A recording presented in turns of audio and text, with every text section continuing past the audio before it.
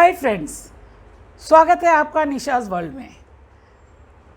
अब तक मैंने आपको पढ़ाया पार्ट 1 भाषा, पार्ट 2 हमने लिया जिसको अभी हमने कंप्लीट नहीं कराया।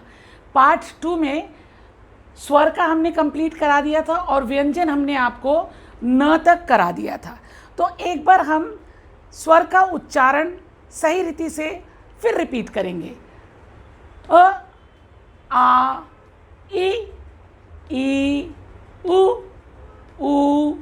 री, ए, ओ, औ और अंगा और आहा।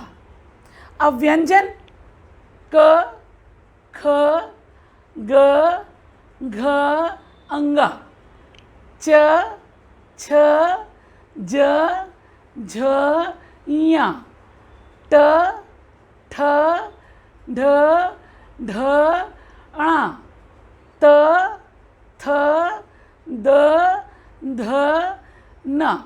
मुझे पूरा विश्वास है और उम्मीद भी मैं ऐसे ही करती हूँ कि आप लोगों ने घर में ज़रूर प्रैक्टिस करी होगी, बच्चों ने भी और पेरेंट्स ने भी बच्चों को एज ए रिवीजन के तौर पर ये इसका अभ्यास कराया होगा। अब हम लेते हैं नेक्स्ट लाइन प से। इसको कैसे बोलेंगे? प से। और बात वही है कि प हल्का बोला जा रहा है और उसके साथ अ स्वर लगाया जा रहा है। तो प यानी कि मैंने आपको बोला था व्यंजन स्वरों की सहायता से बोला जाता है और लिखा जाता है।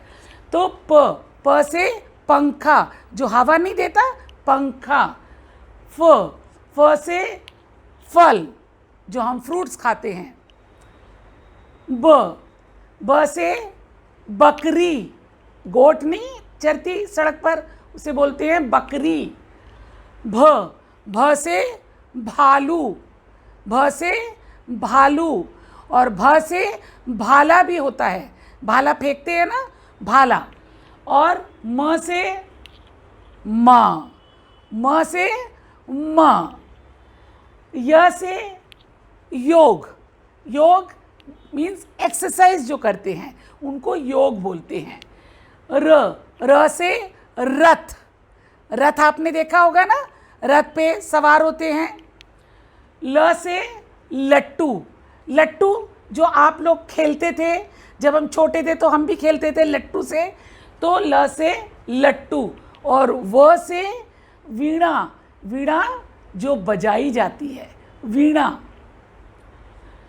श, अब ध्यान से सुनिए, श, श, स इनके बोलने के, क्योंकि जब लिखा जाएगा, लिखने के लिए आपको कोई पहचान होनी चाहिए। तो श, श, श से शलगम, वेजिटेबल होती है ना, श से शलगम। श से शरबत, आप लोग घर में पीते होंगे शरबत। श, अब देखिए ये हल्का बोला जाता है श, और ये श, श। षटकोण, श से षटकोण। श से षड्यंत्र, प्लानिंग नहीं करते हैं, जब प्लानिंग करते हैं किसी के लिए भी, चाहे वो अच्छी प्लानिंग हो या बुरी, मोस्टली तो बुरी प्लानिंग को हम षड्यंत्र बोलते हैं, तो उसको बोलते हैं षड्यंत्र। स से सड़क, स से साड़ी, स से सड़क भी और स से साड़ी भी। ह से हाथी, ह से हाथी। अब जो मैंने आपको ये व्यंजन कराए हैं क से लेकर ह तक, अगर आप गिनते हैं 1 2 3 4 5 6 7 8 9 10 11 12 13 14 15 16 17 18 19 20 21 22 23 24 25 26 27 28 29 30 31 32 और 33। मैंने आपको बोला था व्यंजन कितने होते हैं? 33।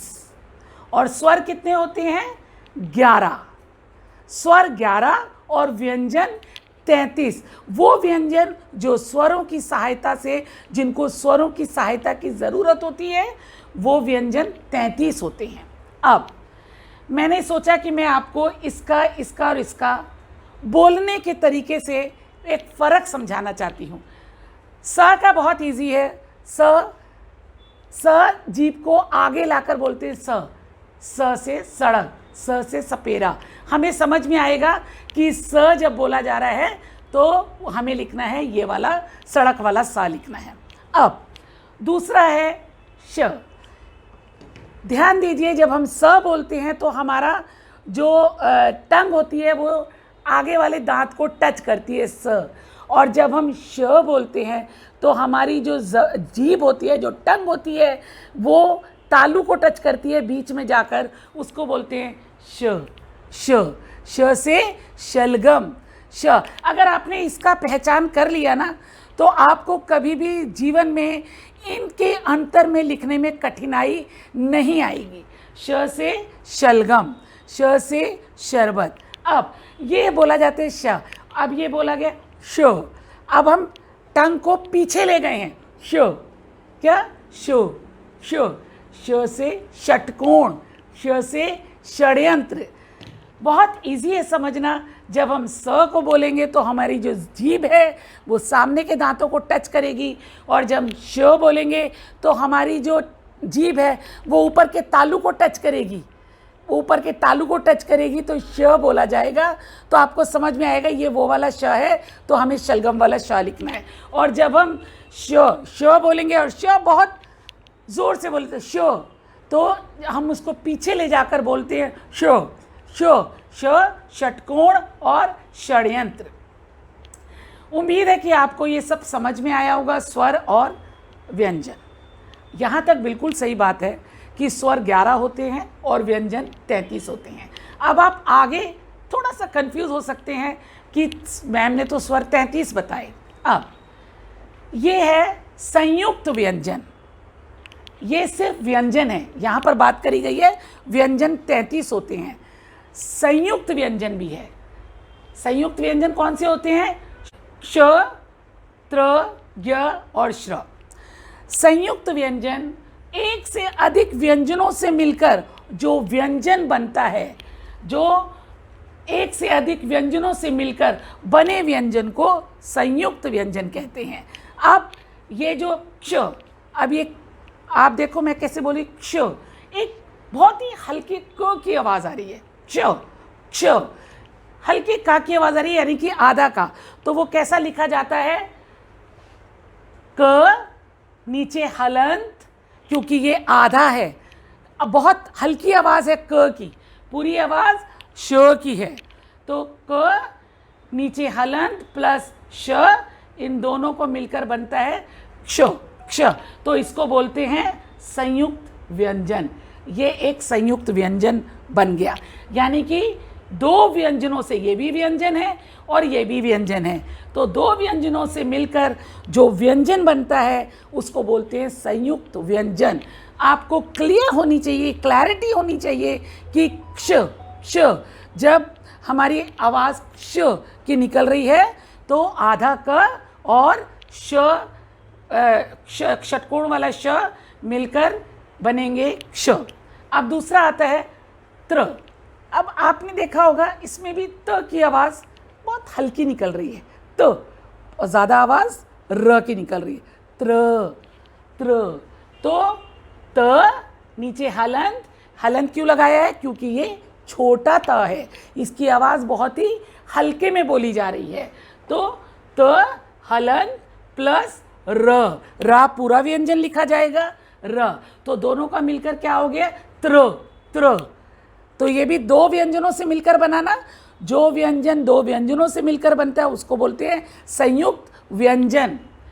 अब है ज्ञ, ज्ञ। अब ज्ञ भी दो व्यंजन से मिलकर बनता है, एक ज, नीचे हलंत, क्योंकि ज भी हल्का आवाज़ आ रही है, बहुत ही साइलेंट आवाज़ है, तो उसको बोलेंगे ज, हलंत प्लस य, प्लस य, ये वाला य। तो दोनों मिलकर क्या बन गए? ज्ञा।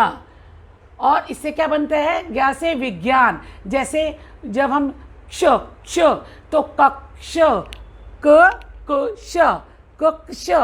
तो आपने देखा इस श में भी क की आवाज़ आ रही है, एक तो पूरा क है और एक आधे क की आवाज़ आ रही है। इसी तरह त्र, त्र में मित्र, मित्र। अब ज्ञा में भी विज्ञान। अब है लास्ट में श्र, श्र। श्र भी दो व्यंजनों से मिलकर बनता है। श नीचे हलंत, क्योंकि श बहुत ही साइलेंट आवाज़ है, हल्की आवाज़ ली जा रही है। श नीचे हलंत प्लस र, तो क्या बन गया? श्र। क्या बन गया? श्र। श्रम। श्रम का मतलब मेहनत करना, श्रमिक। लेबर लोग नहीं होते, उनको बोलते हैं श्रमिक। मुझे उम्मीद है कि आपको संयुक्त व्यंजन समझ में आया होगा। मैं आपको बार बार यही कहना चाहती हूँ कि आप अगर अभ्यास करेंगे तो आपको कोई भी परेशानी, कोई भी डिफ़िकल्टी का सामना नहीं करना पड़ेगा। यकीन जानिए, इनको बार बार लिखिए, इनको बार बार पढ़िए, इनको स, श और श में आप अंतर महसूस करेंगे, आपको कभी परेशानी का सामना नहीं करना पड़ेगा। इसी तरह संयुक्त व्यंजन, ये तो व्यंजन हैं, और ये संयुक्त व्यंजन जो दो व्यंजनों से मिलकर बनाए जाते हैं व्यंजन, उनको संयुक्त व्यंजन कहते हैं। अब है अतिरिक्त व्यंजन भी है। अतिरिक्त व्यंजन व्यंजनों में से ही लिया गया है। अब जैसे ये है ट, ठ, ढ, क्या है? डमरू वाला ड है ना, लेकिन इसके नीचे अगर हम बिंदी लगा देते हैं तो इसका जो बोलने का तरीका, प्रोनाउंसिएशन है, वो बदल जाएगा। उसको बोलेंगे ड़। वो डमरू वाला ड है, नीचे बिंदी आते ही ड़ हो जाएगा। अब एक है, एक तो हमने ये ले लिया, ये वाला, और दूसरा हमने ये वाला लिया, ढ, ढक्कन वाला ढ। नीचे अगर बिंदी आ जाएगी तो वो हो जाएगा ढ, ढ़। क्या हो जाएगा? ढ़। अब अतिरिक्त व्यंजनों ने कोई भी शब्द, हमेशा याद रखिए कि इनसे कोई भी शब्द शुरू नहीं होता। इन व्यंजनों से, जो ये ड़ है और ढ़ है, इनसे कोई भी शब्द शुरू नहीं होता। ये हमेशा बीच में आते हैं या लास्ट में आते हैं। जैसे अब हमने ढ़ लेना है, सड़क। क्या है? सड़क। यहाँ पर सड़क और जड़। क्लियर हो गया? ड़ बिल्कुल बदल गया। ये ढ, ये डमरू वाला ढ है और ये ड़ है, बिंदी लगाते ही सड़क। अब ये आ गया बूढ़ा, ये ढ़, ढ़ बिंदी लगाती ढ़ हो गया। ढक्कन वाला ढ से ये बिंदी लगाती ढ़ हो गया, तो बूढ़ा। ओल्ड मैन होते हैं ना, बूढ़ा। और पढ़ाई यानी कि स्टडी। मुझे उम्मीद है कि आप लोगों को समझ में आया होगा। अगर किसी को कुछ चीज़ समझ में नहीं आती तो मेरे से आप कमेंट्स में लिखकर पूछ सकते हैं, मैं ज़रूर उसको दोबारा एक्सप्लेन करूँगी। एक बात और मैं बताना चाहती हूँ, मेरे पूरे बोर्ड पर ये वर्ण हैं, ये भी वर्ण, ये भी वर्ण, ये भी वर्ण, ये भी वर्ण, ये भी वर्ण। आपने देखा होगा ये माला है, ये बहुत से मोतियों को पिरो के एक माला बनाई जाती है। एक ही मोती नहीं है, एक ही मोती नहीं है, ढेर सारे मोतियों को पिरोकर ये माला बनाई जाती है। इसी तरह ये जो वर्णों का समूह है, ये पूरे वर्णों के समूह को क्या बोलते हैं? वर्णमाला। मोतियों की माला को माला बोलते हैं और ये वर्णों के समूह को बोलते हैं वर्णमाला। मैं आपसे नेक्स्ट क्लास में क्वेश्चन आंसर भी करूँगी, क्वेश्चन आंसर भी लिख के बताऊँगी, ताकि हमारा अभ्यास हो सके। आपको फिर लेसन 1 और 2 का रिवीजन कराऊँगी, ताकि आप उसमें एकदम पक्के हो सके, आप अभ्यास करें, ताकि आपको सब कुछ बहुत ही आसान लगे। ध्यान रखिएगा, स्वर और व्यंजन, संयुक्त व्यंजन और अतिरिक्त व्यंजन। उम्मीद है कि आप लोगों को मेरी क्लास अच्छी लगी होगी। मेरी पूरी कोशिश रहेगी कि जितना भी मुझे आता है मैं उससे ज़्यादा से ज़्यादा आप तक पहुंचाने की कोशिश करूं, ताकि बच्चे अच्छा पढ़ सकें और हिंदी को भी बहुत मज़े से पढ़ें और बोलें कि हिंदी भी बहुत सरल भाषा है। भाषा भी कई तरीके की होती हैं, अपने अपने राज्य की अपनी अपनी भाषा होती है। जब हम रिवीजन करेंगे तो हम इसके विषय में भी आपसे बात करेंगे। उम्मीद करती हूँ कि आपको मेरी क्लास पसंद आई होगी। अगर कोई भी पेरेंट्स हैं, उनको बच्चे हैं, उनको अगर कोई परेशानी या डिफ़िकल्टीज़ है तो आप मुझे कमेंट सेक्शन में लिखकर बता सकते हैं। मैं डेफिनेटली उसको रिवाइज़ करूँगी। चलिए मिलते हैं अगली क्लास में, और जब तक क्लास नहीं होती अभ्यास करिए, अभ्यास करिए और अभ्यास करिए। दूसरी क्लास तक तब तक के लिए थैंक यू वेरी मच।